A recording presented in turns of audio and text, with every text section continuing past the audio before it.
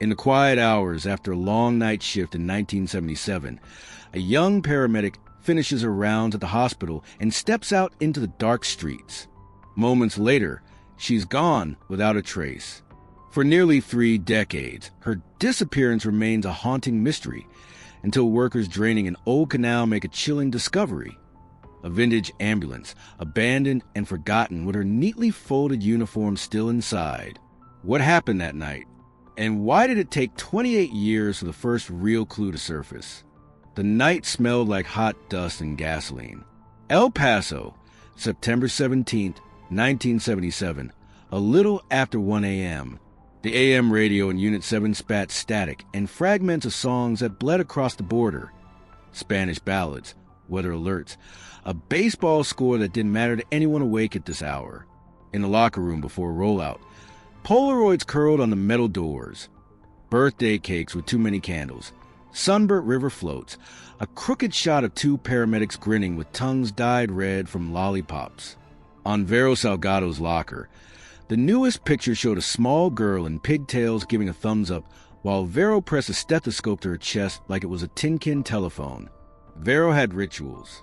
Before every call, she touched 2 fingers to her own wrist and counted silently. 1, 2, 3, until the number steadied her. If I'm not shaking, she always said, nobody else gets to. The other ritual lived in the left pocket of her scrub top, a handful of cherry lollipops. They worked better than prayers on a panicking patient. Her partner, Remy Caldwell, came out of dispatch with a paper cup of burnt coffee and his blue notebook tucked in his armpit. He flipped it open with a thumbnail and wrote the date in clean block letters. Tonight's forecast, he said without looking up, light rain, heavy nonsense. Copy that, Vero said, sliding into the passenger seat. Neon from the Starview drive-in washed the hood of their 76 rig in a low orange glow. On the giant screen beyond the fence, a cowboy bled in slow motion and got back on his horse. Somebody leaned on a horn out on Alameda, and the sound stretched like a yawn. The radio cracked. Unit 7. Respond East Side, Mile High Trailer Park, Lot 24. Mayo, hand entrapment. Caller says, and I'm reading this, my husband's hand is engaged to a jar. Dolly Pruitt's voice did what it always did. Made trouble sound like an item on a shopping list. You could hear the faint click of her knitting needles between transmissions. Remy turned the key. The engine coughed to life. Hand engaged. Finally, a committed relationship. They took Paisano and then cut through side streets where porch lights drew yellow circles in the dust. Vero counted her pulse, then the flashing numbers on the dash, then the beat of the wipers as a thin rain began to tap the glass. Lot 24 was a shoebox of aluminum with a porch that bowed like a tired back. The patient, a thin, gray-haired man in boxer shorts, had his right hand jammed wrist-deep into a pickle jar. His wife explained loudly that he had been looking for one more olive, even though it was 1 a.m, and he is a diabetic, and what is wrong with you, Carl? Remy introduced himself and, with great ceremony, placed a grocery bag over the jar. Magic, he said. We warm the bag with water. The glass slides. Your dignity remains intact. We call this the Houdini. Vero kept the wife busy with questions and slipped a lollipop into Carl's free palm. He chuckled, then winced as Remy twisted the bag. A pop, a sigh of relief, applause from the wife. You too are saints, she said. Sleep is for saints, Remy told her. They signed a refusal. Vero stuck a Polaroid of the couple on her clipboard and promised to mail it if they wanted. Back in the rig, she logged the time, 1:17. The second call landed before they cleared the park. Unit 7, Memorial Park near the bandstand. Pediatric breathing difficulty. Memorial Park was a black lake of grass under busted lights. A group of teens in Letterman jackets hovered like ghosts. A little girl sat on a picnic table, shoulders heaving, eyes huge. Her mother held a paper bag to her mouth, hands shaking. Hey, astronaut, Vero said, kneeling to the girl's level. We're going to call Houston on this. She lifted the bell of her stethoscope. This is our space phone. Your lungs are the moon. When you breathe slow and deep, we get a strong signal. The girl managed to smile. Vero counted her own pulse, then the girl's breaths slow and steady. Nebulizer set, mask on, steam for the rocket, Vero said. The wheeze softened. The girl's fingers uncurled from the edges of the bench. Remy kept the mother busy signing the form, tossing her facts about humidity and pet dander and fall weeds. Also, he said, we have it on good authority that homework causes asthma. The mother laughed into her sleeve and then started crying from the aftershock. Vero handed the girl a cherry lollipop and told her it was astronaut fuel. Time, 1:39. Rain thickened into a silver curtain on Paisano as they answered the third. 2 vehicles motorcycled down near the cannery curve. Dolly said, needles clicking, siren up. The drive-in's neon blurred into a molten smear across their windshield. They crested the curve and found chaos. A low bike on its side, headlights shattered into sugar, a sedan sideways against a guardrail, a driver stumbling in a stunned circle. Vero was out of the rig before the wheels full stopped. Remy, collar and board. She knelt by the biker, 20s, leather jacket torn, helmet cracked. She pressed 2 fingers to his neck, counted her pulse, matched it to his. Stay with me, amigo, she said, voice flat and calm. Blood ran from his scalp in a slow ribbon. She covered it with gauze in her palm. What's your name? Luis. It came out small. Luis, here's the game. You keep your eyes on me. If I blink, you blink. If I breathe, you breathe. Behind her, the sedan driver kept apologizing to no one. Remy built a collar, slid a board. Rain drummed on metal. The radio fizzed. Hospital receives, Dolly said. You're clear inbound. Vero, Remy said quietly, pressure is low. She counted again. Copy. 2 large bores. She rode in the back, knees braced, speaking to Luis like they were on a bus headed anywhere ordinary. Tell me your favorite song. He whispered the name of a love ballad. Vero hummed it off key while the wipers kept time. They hit the Bayette County at 2:08. The ER swallowed them in fluorescent light and cold tile. Dr. Walter Whitmore intercepted the stretcher with clean hands and a cleaner smile. His glasses shone even when the rest of him didn't. What did you give him? He asked, eyes already on the chart. Fluids, Vero said, stripping off her gloves. No analgesic. We're out of morphine in the rig. You're always out of something, Whitmore said, not looking at her now, signing with fountain pen that looked expensive enough to suture a wound. I signed for 3 boxes yesterday. Then the boxes walked, Vero said. It came out sharper than she intended. She felt Remy step sideways in quiet warning.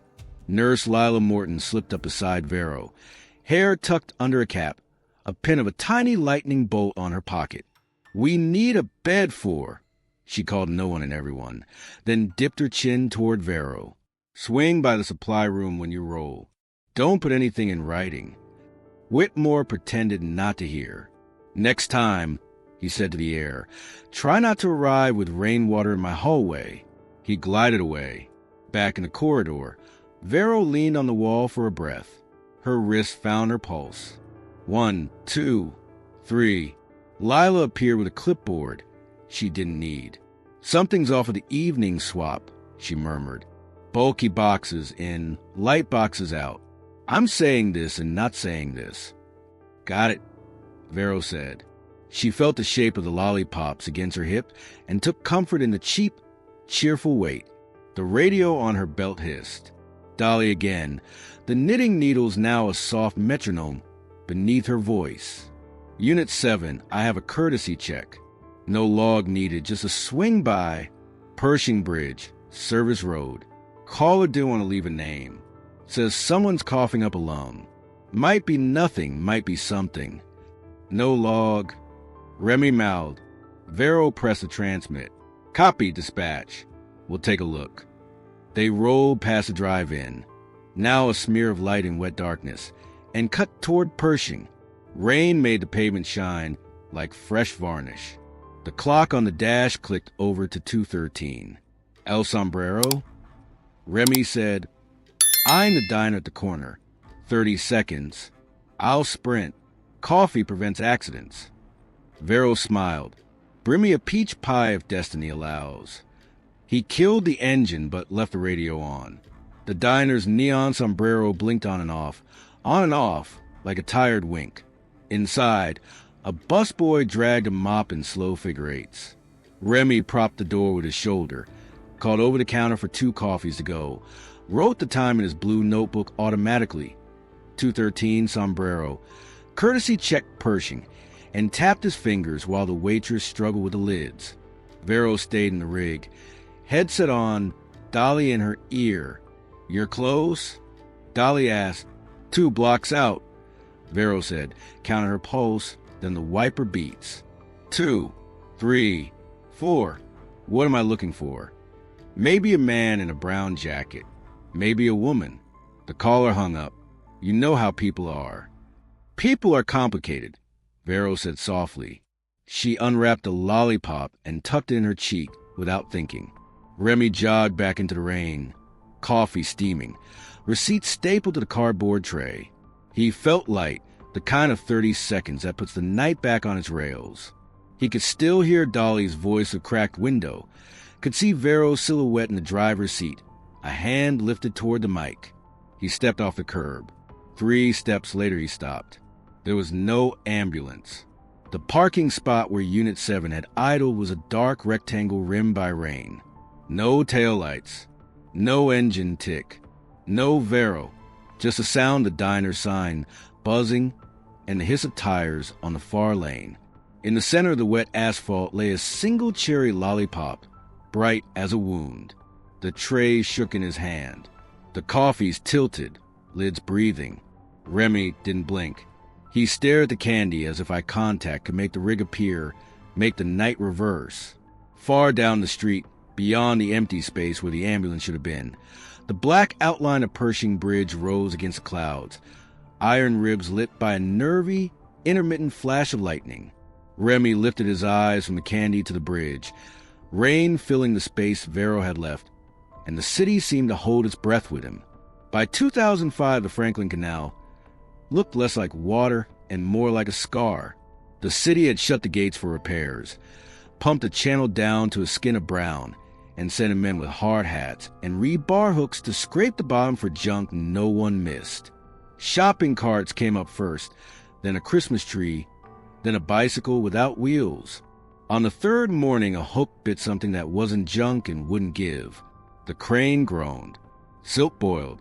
A roof line appeared, then a siren housing, then the squared nose of a 1976 ambulance, its paint eaten by 28 years of mud.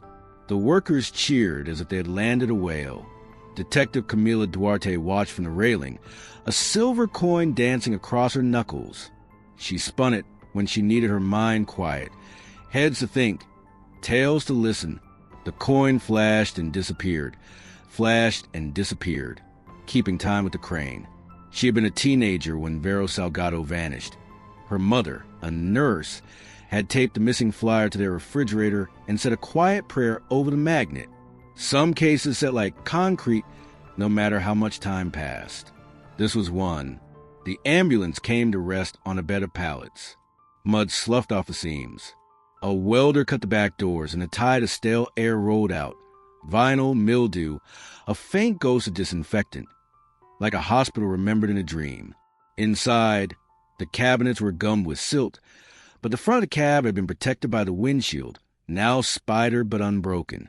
On the dashboard, someone long ago had placed a khaki uniform, folded with deliberate care. On top of it lay a stethoscope, black tubing looped in a loose figure 8, the bell facing out as if waiting for a heartbeat. That is not how things get left, Camila said softly. She let the coin rest in her palm and took a single Polaroid with her phone before she allowed the crime scene techs to begin their slow ballet. A glove box coughed up a small surprise. Wrapped in wax paper and wedged behind the manuals sat an old Polaroid, Vero in profile, hair in a dark wave, covering a child with an oversized firefighter's coat. The child's face was fuzzed by the flash or a hand that moved at the last second. On the coat's patch, you could still read part of the station number, a curled 3 like a question mark. Camila sent for 3 people before the mud on her boots had dried. Tom Ibarra arrived first, carrying his paramedic jacket over his arm, even though the day was warm. 37 now, thick in the shoulders. He had the quiet posture of someone who spent his nights in chaos and his mornings in paperwork. He stood on the edge of the pallets and studied the rig like he was looking at a childhood home. Unit 7, he said. His voice had the soft rasp of someone who slept too little. We all grew up on stories about this truck. You requested the day off, Camila said. I did, he answered, eyes still on the rig. Didn't want my captain saying I looked distracted. You do, she said, and he smiled without humor. Ira Bell came next, summoned from the maintenance yard with a clatter of tools. He was older than the Bridges now, all elbows and a white mustache, a straw hat tucked under one arm. He had worked the canal since the 70s and claimed he could hear a leak in a gate before he could see it. He stepped close to the cab and tilted his head the way a bird listens for worms. Engine like that, Mono 6, used to whine in E-flat when the belts got wet, he said to no one. This one whined a lot. And Nurse Morton? Camila asked her sergeant. She's still on nights at county, he said. Took comp time. Said she'd stop by after a nap. Lila Morton did not nap. She arrived in scrubs and running shoes, hair twisted into a quick knot, the same little enamel pin on her pocket, a lightning bolt, tarnished now. I told myself I wouldn't come, she said, then climbed up onto the pallet as if she had a right to be there. Her eyes landed on the folded uniform, and for a second her voice fell through itself. She always folded things, even bad things. They set up a table under a pop-up tent and laid the items out in light and shade. Camera, scale, paper bags. Camila put on gloves and held the stethoscope up to the sun. It was an older Littman, heavy at the bell, dull from use.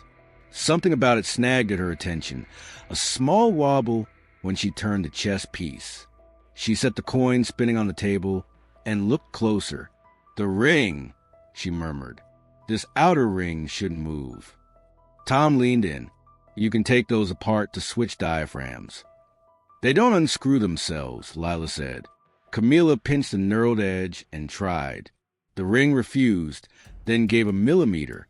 She worked it around, mud flaking from the threads like old coffee. When it came free, she felt the small thrill of a lock surrendering. Inside the cavity, where a thin plastic membrane should have sat, something black and tightly rolled winked back.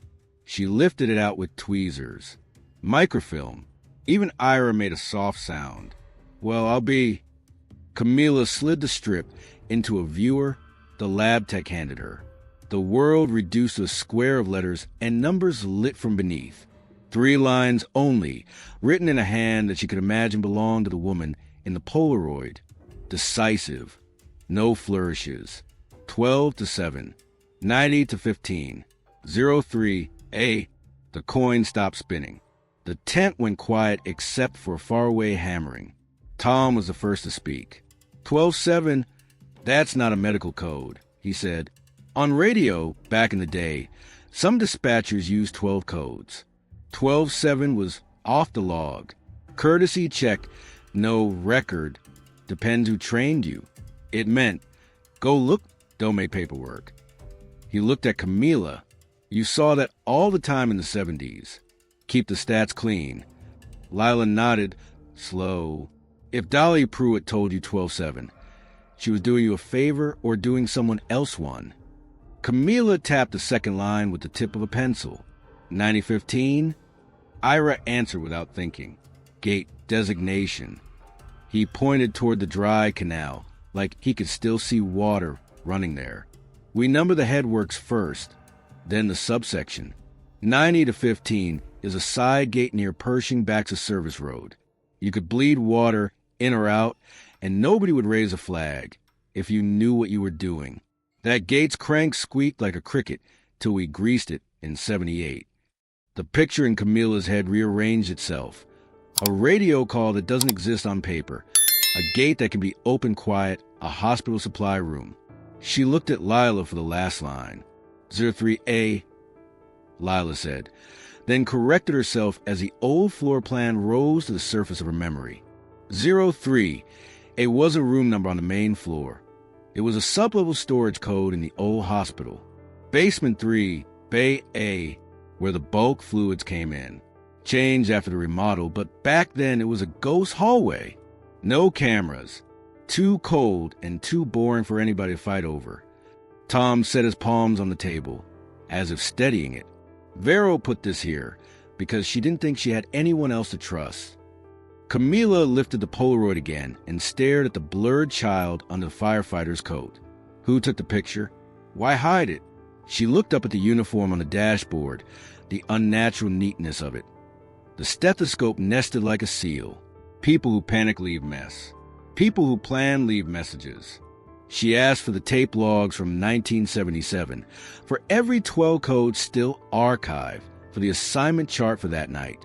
While the sergeant made calls, Camilla walked Tom, Ira, and Lila around the rig, letting the smell and the angles work on them. Small memories rose like minnows. Vero used to count her own pulse. Lila said, touching 2 fingers to her wrist without thinking. Said it reset the room. Tom said she called lollipops contracts. Said if you took one you had to try. Ira said if they drove this down the service road, they'd have come past my shack. But I wasn't on nights that month. We traded for my boy's birth. I remember because the siren I heard once that week didn't have a light bar, had those old lamps that made the sound a little dumber.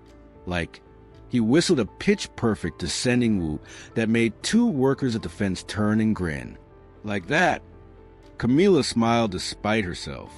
The case wasn't warming. It was thawing. Ice broke in unexpected places. They moved the evidence to a clean bay and photographed everything again. The uniform, once unfolded, offered no blood, no tears. The name patch, Salgado, hung by one thread. In the inner pocket rested a single melted cherry candy crush flat, as if someone had held it in a hot hand. Tom stared at it without speaking, and Camila let the silence hold. What if the Polaroid is not about the child? He said finally, voice low. What if it's about the coat? Station 3, Lila said, squinting. That's a city company. Firehouse near the river. They used to loan blankets to R when we were out. Camila turned to her sergeant. I want roster lists. Who was on at Station 3 that week? Who worked the canal maintenance in September 77? Who signed for bulk fluids at County? And I want to hear Dolly Pruitt's voice. He frowned. Dolly retired, moved to Deming. Retired voices travel, Camila said. The lab tech printed a contact sheet from the microfilm. 3 lines, black on white, suddenly solid. Camila held the paper and felt the old gravity of the case tilt toward them. A secret call, a silent gate, a dark basement. She caught the coin again, set it spinning one more time. The world shrank to a whispering disk and the soft hiss of the drained canal. On the periphery, she saw Tom watching the rig like a man watches a door that might open. Ira counting something only he could hear. Lila biting the inside of her cheek, where worry liked to live. This isn't a ghost story, Camila said. This is a map. Where does it go? Tom asked. Backwards first, she said, then exactly where she wanted us. She slid the microfilm back into its bag and nodded to the forklift operator to lower the cab door so she could sit inside for a minute. The steering wheel was gummy. The clock on the dash had frozen at 2:16. Outside, the tent canvas snapped in a fresh wind. Camila closed her eyes and tried to hear the night as it had been. Rain on Pershing, a diner sign buzz, the faint click of knitting needles between dispatch lines. When she opened them, she was done thinking. Her voice carried under the tent and across the pallets with the easy authority of someone who had already pictured the next hours all the way to sunrise. 12, 7 was an off-the-books call, she said, loud enough for the small circle to hear. 90, 15 is a canal gate at Pershing Service Road. 0, 3A is a hospital sublevel depot. Someone in 1977 manipulated calls, routes, and supplies. Tom exhaled like a man who had been holding his breath for years. Ira nodded once, solemn. Lila looked toward the hospital, as if it might answer back. Camila climbed down from the cab, flipped a coin, caught it without looking, and walked to the passenger side. She put one hand on the handle and glanced at the three of them, eyes bright with a purpose that did not allow for superstition. "Let's replay the night," she said, and slammed the ambulance door. By afternoon, the case had the rhythm of a metronome. Camila ran it, flipping her silver coin while the city delivered pieces. First came the diner tape from evidence storage, black and white. Ceiling angle, the kind of cheap camera El Sombrero had installed after a string of robberies in the late 70s. The time code jittered, but held. At 2:13 a.m., man in a paramedic jacket stepped into frame, rain shining on his shoulders. Remy Caldwell ordered 2 coffees, signed the carbon receipt, tapped the counter twice with his knuckle, and watched the lid get wrestled onto a paper cup. 30 seconds later, he sprinted out, tray in hand. Camila froze the frame and took a still. Remy's face clear, the clock clear, the empty doorway behind him. "Presence confirmed," she said. Everyone breathed. Remy did not look relieved so much as exhausted. He sat in the conference room with his blue notebook open like a prayer book. The page for 2 a.m. was neat. Sombrero, Pershing Bridge. He had circled the arrow years ago, hard enough to emboss the paper 2 sheets down. "Why the note?" Camila asked. "Dolly's voice," he said. When she said, "courtesy check," you either wrote it big or you forgot it. We'd lose calls that way. Did you ever take a call to the bridge that wasn't logged? A beat. Plenty. We all did. It's how the stats look good. The next piece was Hank Cervantes, a sergeant now and still the kind of man who made hallways narrower. He came in with a toothpick at the corner of his mouth and a smile that didn't mean anything. History buzzed between him and the name Salgado even before the tape recorder clicked on. "Where were you between 2 and 3 a.m.? 17 September, 77. Camila asked. 10, DUI checkpoint, he said. Eastbound on ramp near Cotton. We had 3 collars. I can still smell the bourbon. Logbooks confirm it, her sergeant murmured, sliding a photocopy across. The signatures marched down the page. Hank's eyes slid to Remy through the glass. "You all are finally run that down? About time. About Vero?" Camila said. About the fact some people thought they were heroes and left messes for the rest of us. He flicked a toothpick into a paper cup and found another without looking. "You know what I remember most about her? The way she made you feel like you were late to your own life." Camila didn't let him see the flinch that line caused. "We're done," she said, "but stay in town." While Hank swaggered out, Lila Morton came in with a laptop and a folder thick with printouts. "I pulled every supply ledger from August to October 77, she said, dropping the stack. Rows of numbers stared back, some handwritten, some typed on an old ribbon. "See these? Bulk saline, bulk D5W, morphine ampoules. Totals shipped don't match totals received. We chalked it up to inventory slop then.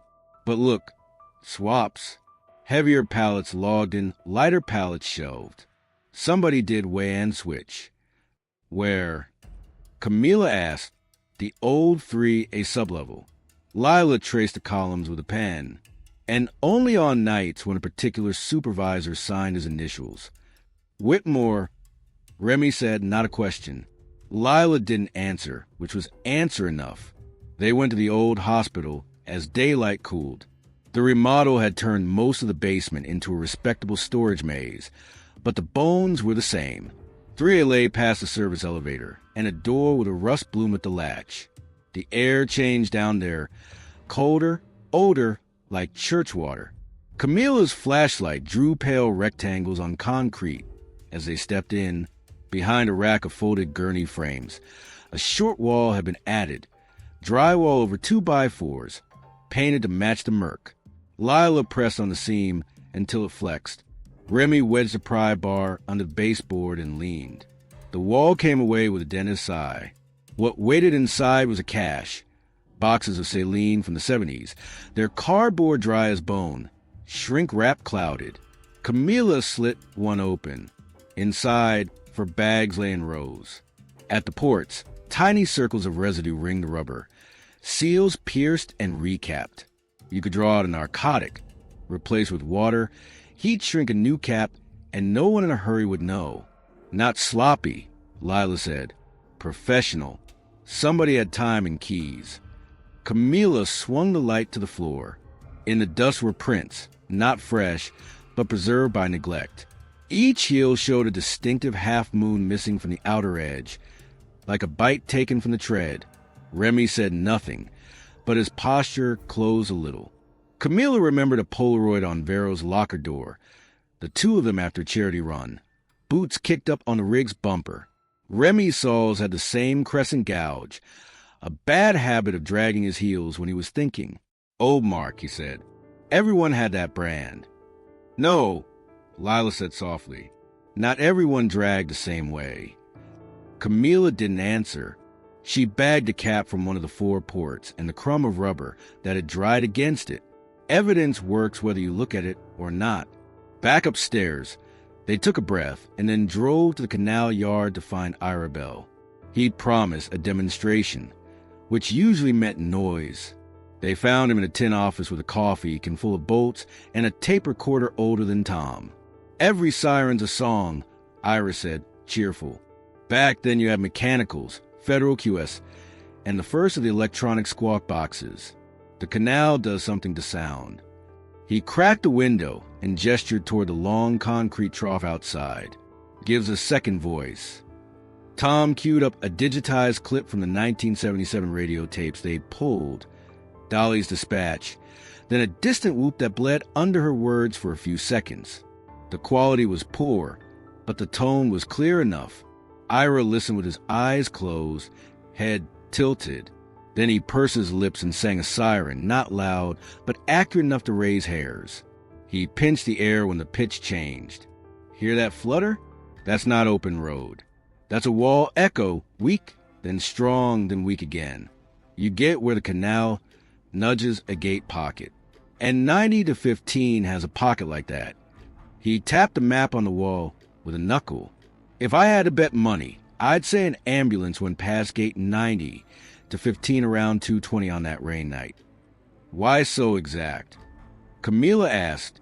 He grinned. Because the cricket squeak on that gate only started after Storm Thursday that week. I greased it the next morning. Friday, so Thursday night, you'd have heard it. That chirp is in your tape. Tom replayed it, and under Dolly's comm, they all heard it. A tiny hitch, like an insect caught in a zipper. Ira laughed, delighted at being right about a ghost. The moment lifted the room. Humor found other places to perch that day. Tom, who never volunteered much about himself, began guessing which dispatcher was speaking on old tapes by the way their breath sounded. He pointed with a pen. That's Dolly. Smooth inhale like tea. That one's Arlene. She chewed peppermint. Hear the click? And Boyd, sinus trouble, always. He grinned and shrugged. You spend enough nights with a radio, you learn voices the way you learn weather. Even Camila let herself smile. But when the smiles melted, what sat underneath looked bad for Remy. The diner tape put him away from the rig. Yes, but at the precise minute the ambulance could have been moved. His notebook etched the route. The crescent prints in 3, a matched the way his soles used to wear. And if an ambulance had slid by 90 to 15 just after, who knew the canal better than the crews and the cops who patrolled there? Crews Ira swore he hadn't staffed that night. Cops like Hank who said they were elsewhere. What am I missing? Camila asked the ceiling. Somebody who knows we're close. Lila said. Remy stayed through it all, answering the same questions with the same tired patience. He did not flinch when Camila pressed. He did not ask for a lawyer. He did not try to charm. He folded and unfolded the corner of his notebook until the paper fuzzed. When they paused, he looked at the photograph of the uniform on the dashboard and went far away for a moment. "I should have brought her the coffee," he said. "Stupid thought. I know." When evening drew long, Camila made a choice. "We're going to reenact," she said, flipping the coin and catching it midair. "Same route, same times. Rain if we're lucky. Caldwell, you drive. I ride passenger this time." Remy blinked. "You want me on this?" "I want the person who still remembers the shifts of the steering wheel and the timing of the lights. I don't want a map, I want muscle memory."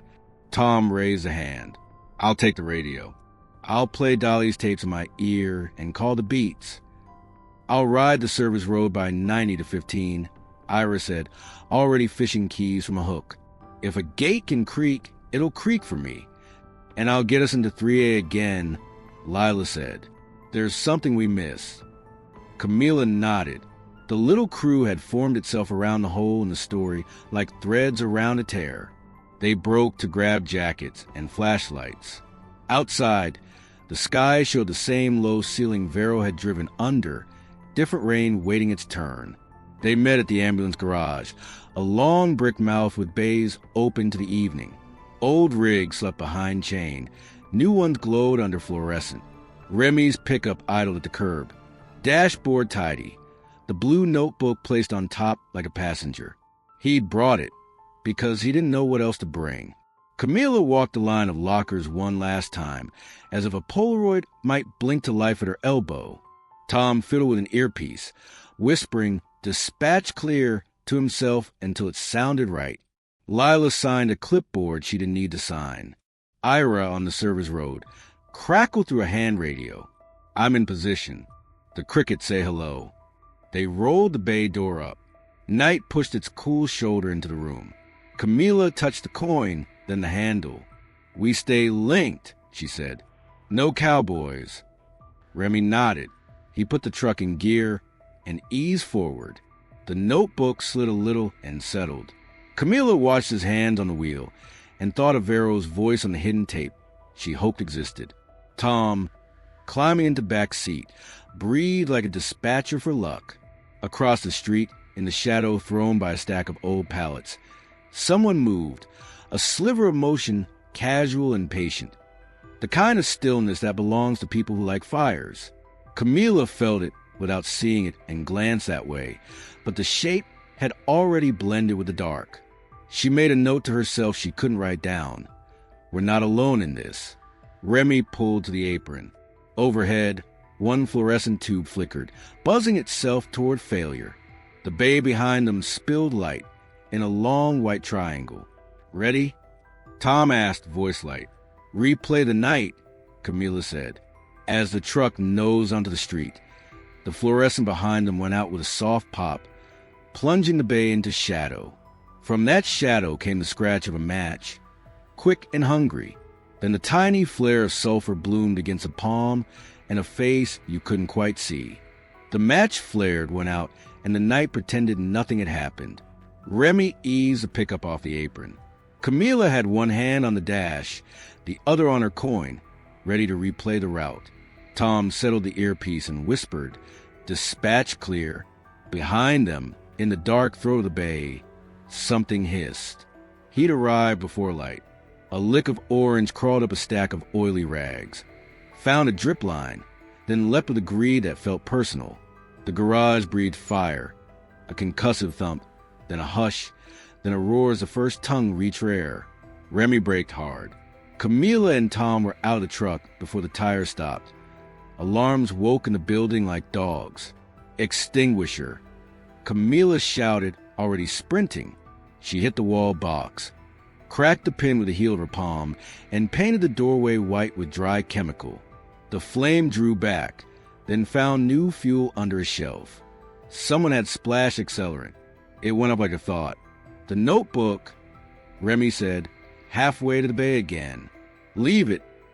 Tom snapped, but Remy was already under the rising smoke, one arm over his mouth. For a heartbeat, Camila saw 1977 overlaid 2005. the same recklessness, the same belief that if you move fast enough you could argue with physics. She grabbed his belt as he stumbled back out, blue book clamped in his fist, cover blackening, edges curling. Tom smothered the flames with his jacket. The paper hissed, sizzled, went dead. They put the rest down with 3 extinguishers and a line from the hydrant. Sirens converged and then receded. The smell of dry chem and melted plastic salted the tongue. Camilla stood in the doorway with the canister, loose in her hand, and let the adrenaline ebb. Remy's forearm blistered in a neat oval where the heat had kissed it. He waved off a transport with the bored toughness of a man who had said, "I'm fine," too many times in his life. Camilla took the notebook with gloved hands and flipped the cover. The first half of the day's notes were charcoal.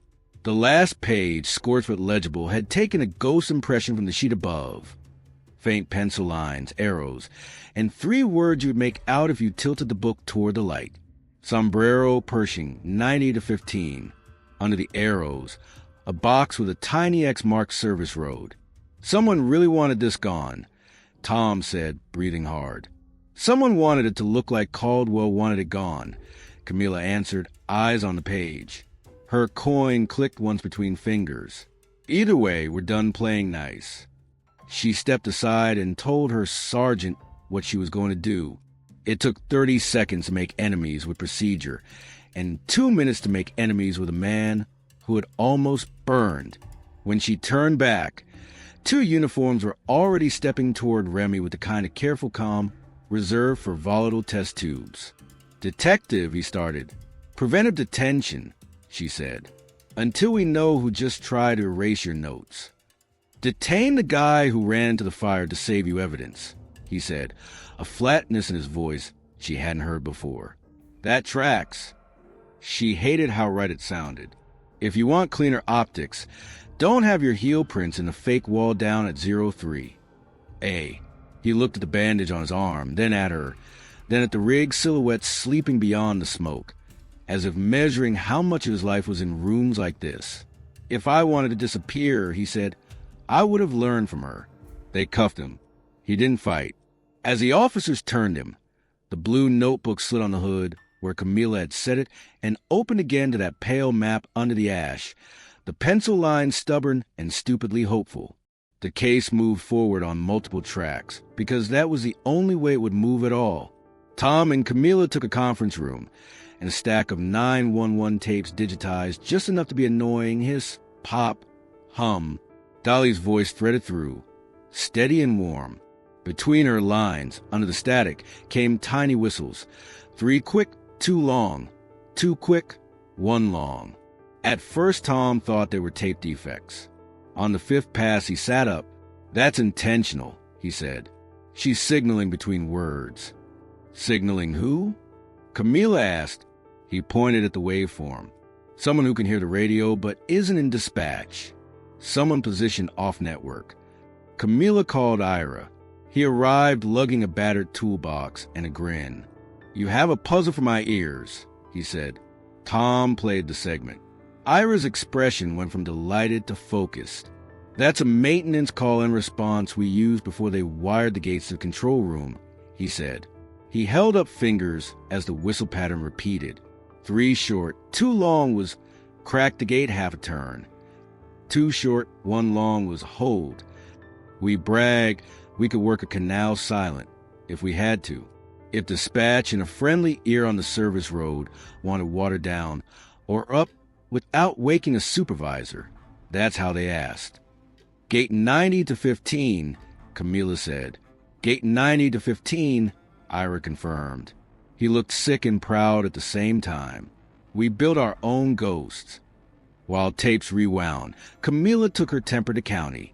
Dr. Walter Whitmore received her in his glass office with its carefully unremarkable view of the parking garage. He had a silk cloth for his glasses that he seemed to love more than anything alive. He polished, smiled, sat. "Detective Duarte. What an efficient name," he said. "How can the hospital cooperate with his sudden interest in archaeology?" She put photos on his desk.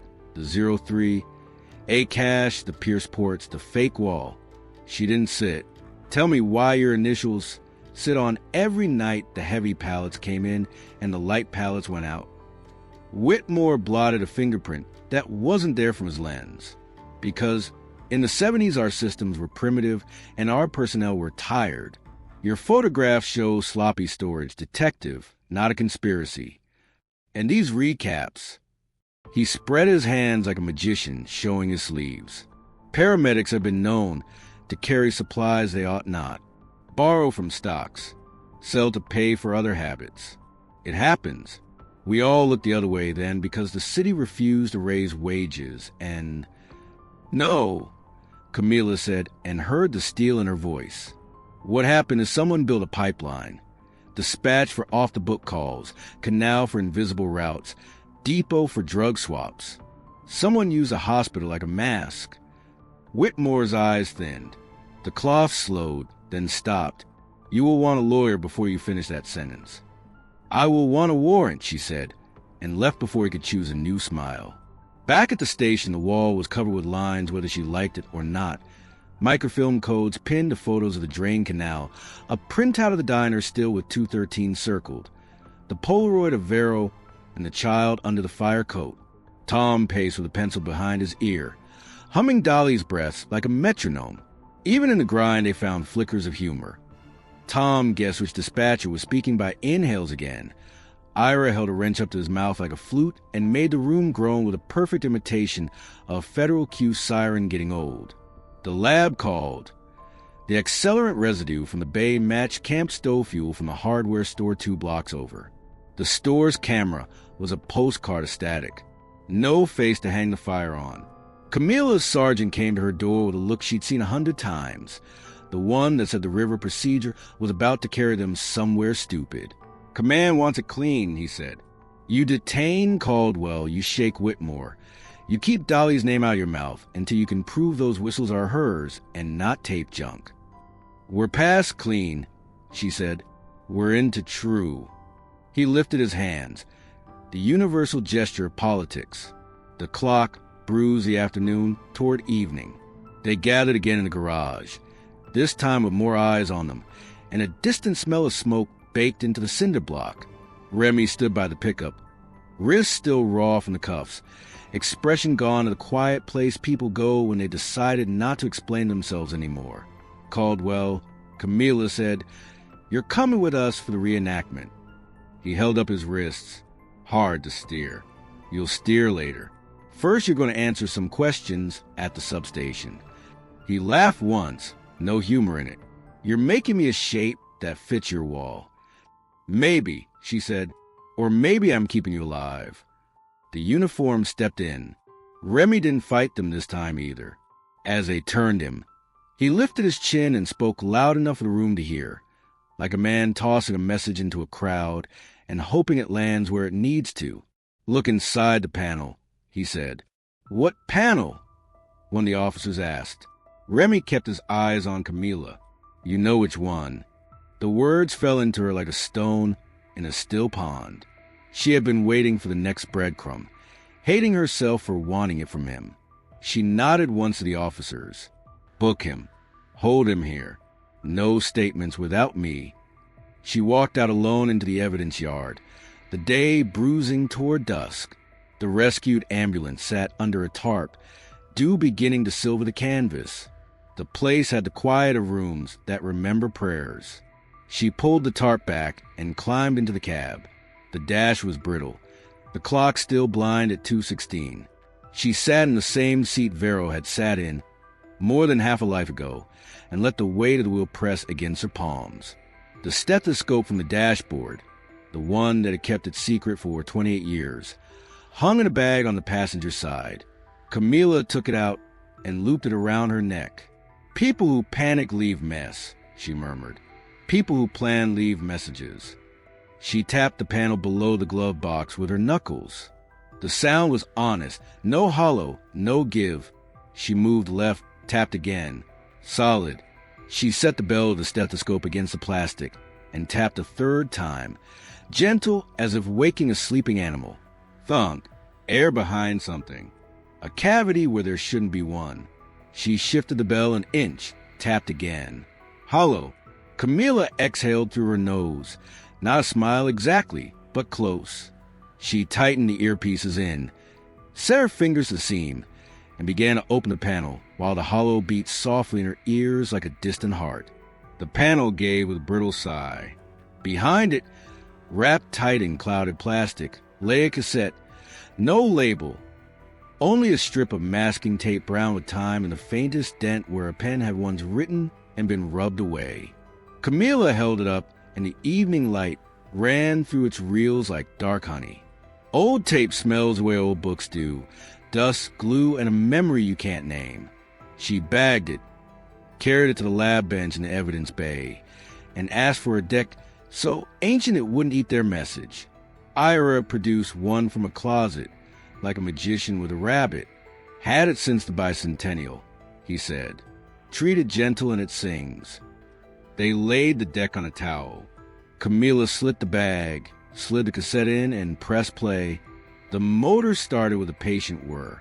For a breath, only hiss, then a voice risen from the year of the city, learned to live without sleeping. Vero. Her voice was lower than the photo suggested, unadorned, steady in a way that made people steady around it. She didn't introduce herself. She didn't waste seconds she knew she didn't have. If you found this, you already know 12-7 is a hole in the statistics. They call it courtesy check. It's a trapdoor. Calls fall through and disappear. Tom's hand, which had been hovering above the stop button like a lifeguard, lowered to the table. Lila covered her mouth. Dolly opens the water. She can bleed a gate if you ask right. And if she thinks it saves someone, if she thinks it keeps the board clean, if she likes you. The tape clicked softly at a splice, then rolled on. 03, A is the cap. That's where the tops get changed. Fluid out, water in. Clean seals, clean paper. They don't count what they don't see. If you're listening later, I'm sorry I didn't find a better way to say this out loud. The mic shifted. You could hear rain somewhere, far off. When Vero spoke again, the words had lost a little of their armor. I need the child to reach New Mexico alive. If I go dark, that's why. Remy, forgive me. The tape clicked to silence like a door shutting in a storm. No one spoke first. The lab lights hummed. Out in the yard, a tarp snapped against a rescued ambulance. The clock on its dash forever pinned to 2:16. Tom was the one who finally inhaled. It sounded like a sob and a laugh at once. She left us instructions. And a confession, Lila said, voice small, to a kind of kidnapping that saved somebody. Camilla rewound 10 seconds and played the last line again, because sometimes meaning lives in the way a person says a single name. Remy wasn't the name you spoke when you wanted blame to stick. It was the name you used when you left your good dishes in a neighbor's care. Caldwell's not the hand on the wheel, Camilla said. The silver coin flashed once between her fingers, then stopped. He's the shadow they stood him in. They did the thing detectives do when the floor of a case tilts. They built a timeline so tight it could hold water. 2:13, diner camera, Remy at the counter. 2:16, dash clock freezes when the ambulance loses power or takes a hit. 2:18 to 2:20. On the tapes, Dolly's voice and whistles like stitches between her words. The faint cricket chirp of gate 90 to 15 in the background. 2:20. Echo Pat and Ira swore came from a siren bouncing off the canal wall near that gate. And somewhere between those beats, a child in a fireman's coat disappears into a night that no longer wants to be counted. Tom ran the 911 audio again with the deck's volume up. Between Dolly's calm sentences, the asobios, short, short, short, long, long, short, short, long, were unmistakable now that they knew to listen. Ira, delighted and ashamed, translated them with two raised fingers like conductor. Crack half turn. Hold. You could drop the water fast enough to show mud without tripping an alarm. And if you did it under the cover of a courtesy check, Lila began. No paper, no call, no crime. Tom finished. Dolly's portrait in the room changed. The knitting, the mothering, the voice that had tucked chaos in at night. None of it evaporated. It just moved to make room for something more complicated. A woman who believed order kept people alive and was willing to smudge edges to keep that belief true. A woman other people used because goodness sounds better on the radio. Camilla pressed the intercom. Bring Caldwell up. He came in cuff, guard at his elbow, face closed. When he saw the deck and the tape, he didn't move to sit. He stood, eyes fixed on the little black rectangle, like it might break if he looked away. They played it again. When Vero said his name, Remy's mouth tightened, but the rest of him didn't change. That was how you could see how much the name mattered. He blinked. She apologized because she knew she was going to make me look guilty for a minute. He said quietly, and she trusted I'd understand later. You understand now? Camilla asked. I understood then, he said. I just didn't know. Camilla signed the paper she had already decided to sign when the panel first sounded hollow. Release him to our custody, she told the guard. No charges. No holds. He'd drive for us tonight. She turned to the others. We move on two fronts. One, replay the night. We go sombrero to Pershing to 90 to 15 at the same time marks. Ira, I want the gate to sing to me if it has a voice left. Tom, you ride radio and feed us Dolly's beats as they happen. Lila, I need you at 03. A, search every inch behind that wall and the one behind it. And Dolly? Tom asked. 2, isolate her. Camilla's voice shed the last of its softness. We call her in for a courtesy interview. We take her radio under pretense of testing. We sit her in a room with a clock and no needles to click. She doesn't call a soul. If she tries, the only number that picks up is me. The sergeant hesitated. Command wants that quiet. It will be quiet, Camilla said, until it isn't. She picked up the Polaroid again. Vero, profile to the lens, draping a fire coat over a small body. The camera had caught the texture of the fabric and missed the face. It also caught the patch 3. They'd taken that 3 for granted. Now Tom leaned closer and frowned. That's not El Paso Station 3, he said.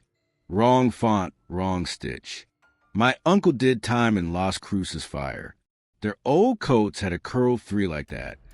Lila snapped her fingers. Clinic talk, she said.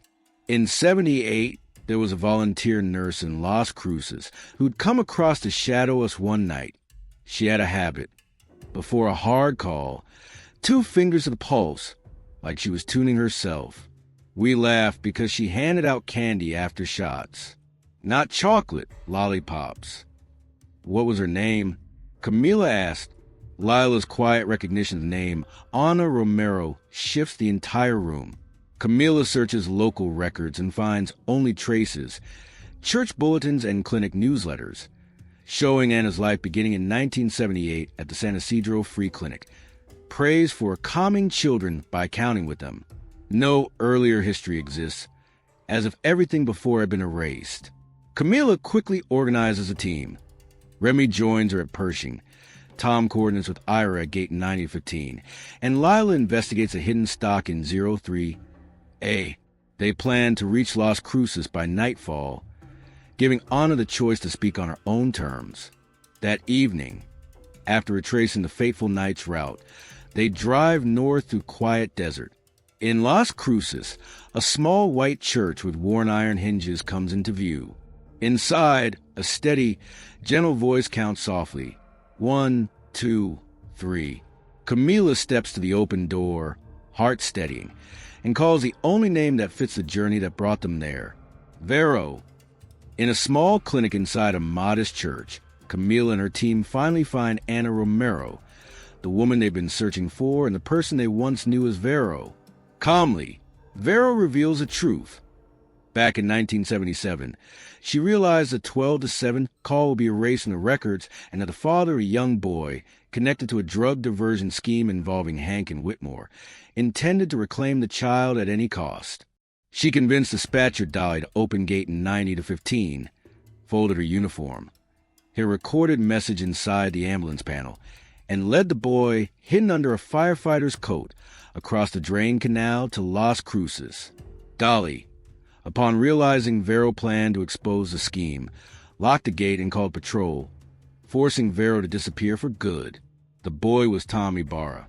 Vero stayed in Las Cruces, protecting him until adoption, building a new life in anonymity, and keeping her habits, counting pulses and offering lollipops, as a quiet legacy.